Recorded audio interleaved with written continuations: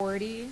The next speaker is using Lean to implement bedside bar coding, and it's Michele. Thank you all.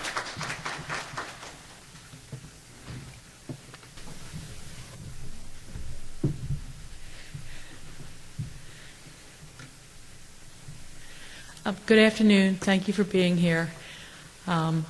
Since there's so many people in the room, we should try to keep it down so that you can hear me clearly.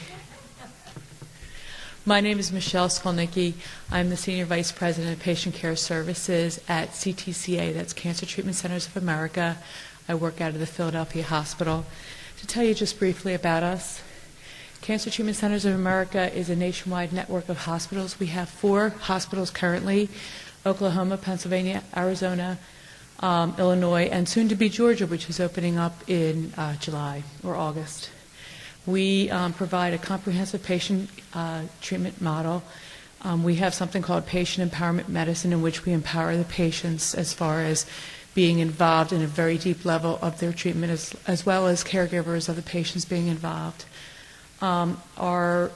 We strive to combine state-of-the-art medical treatments with complementary therapies. There's a heavy emphasis on nutrition, on spirituality, on naturopathic medicine, on mind and body medicine.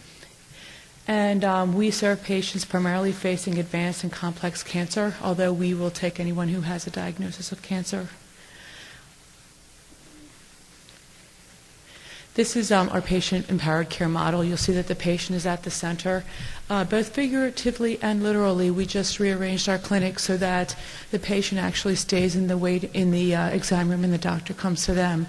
We have a little moniker that we use. Instead of saying, patient, the doctor will see you now, we say, doctor, the patient will see you now. So we've really tried to, with Lean and with our business of taking care of patients, patients are truly at the center of what we do. And this is my hospital at Eastern. So bedside barcoding, reality checks and keys to success. Your program says that this is using Lean to implement bedside barcoding.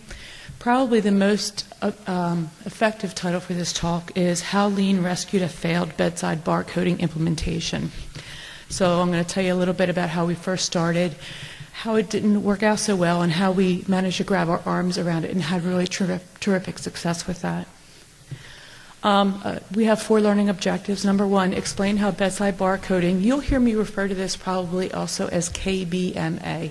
KBMA means knowledge-based medication administration, and it basically means a patient wears a bracelet, there's a barcode on that bracelet. If you scan the bracelet, the patient's name comes up to their medical records, so the patient and their medication administration record are connected, which means that you can guarantee that what the patient is being administered is what was intended for that patient.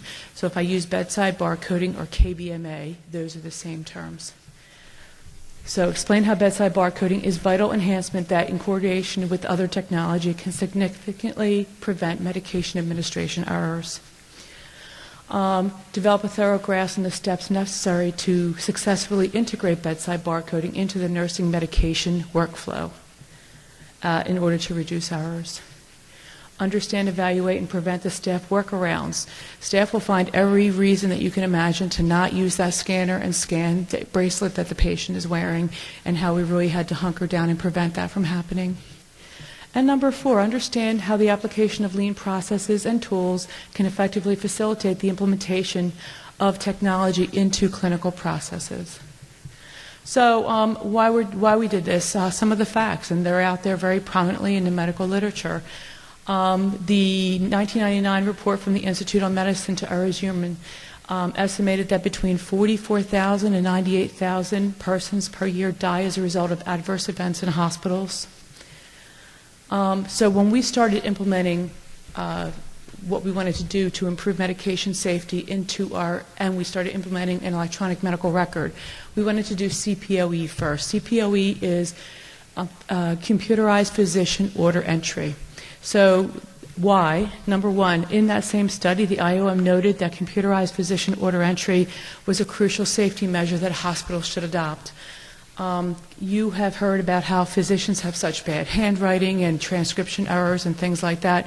Computerized physician order entry was seen as a way to eliminate that. as important as CPOE is, still only a handful of hospitals really have it fully implemented, even as of this day.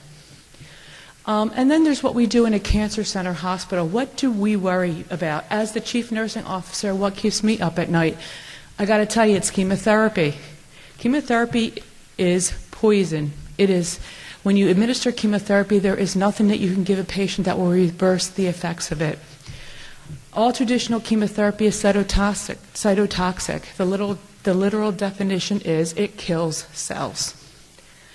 There are also all the other things that chemotherapy can do. There's myelosuppression, which is stopping the production of blood cells that you need in order to function.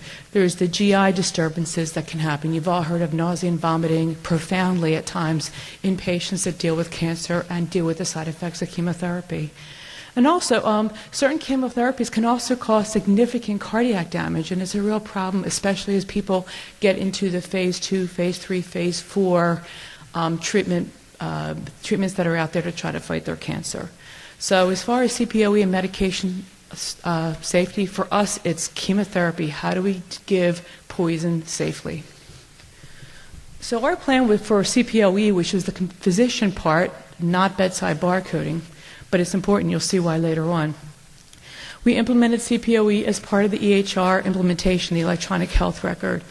We wanted to achieve a good compliance for CPOE, knowing that there are times when a physician may not directly enter their orders. If it's a code situation, you have a cardiac arrest, you're shouting out medications that somebody has to give. That's an example of